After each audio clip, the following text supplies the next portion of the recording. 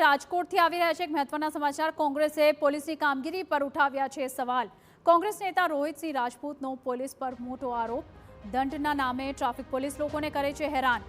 રોહિતસિંહ રાજપૂતનું મોટું નિવેદન અહીં સામે આવ્યું છે। રાત્રિના સમયે બહારથી આવતા લોકોને પોલીસ પરેશાન કરે છે અને સાથે જ તેમણે કહ્યું છે કે ટ્રાફિક પોલીસનું કામ ટ્રાફિક નિયમનું છે અને લોકોને હેરાન કરવાનું નહીં। રોહિતસિંહની જોઈન્ટ પોલીસ કમિશનરને પણ પુરાવા સાથે રજૂઆત થઈ છે। ટ્રાફિક પોલીસ વાહન ચેકિંગના નામે તોડ કરતી હોવાનો પણ દાવો રોહિતે કર્યો છે।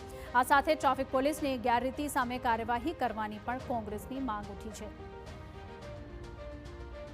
છેલ્લા એકાદ મહિનાથી રાજકોટ શહેર પોલીસની ટ્રાફિક શાખાને શું ભૂત ચડ્યું કે રાજકોટ શહેરની ચારે બાજુ જાણે કિલ્લેબંધી કરી હોય। રાજકોટ શહેરની અંદર શેરી ગલીઓમાં ટ્રાફિક પોલીસના બ્રિગેડિયરના ટોળે ને ટોળા।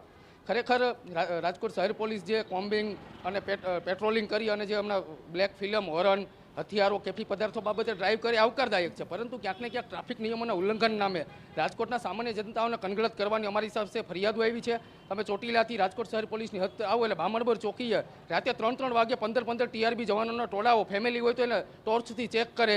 એની આગળ એરપોર્ટ હિરાસર એરપોર્ટવાળી ચોકડીએ 10-15 TRB, ગ્રીનલેન્ડ ચોકડીએ પહોંચો એટલે તમારે 5 કિલ્લાઓ પાર કરવા પડે। સમાચારમાં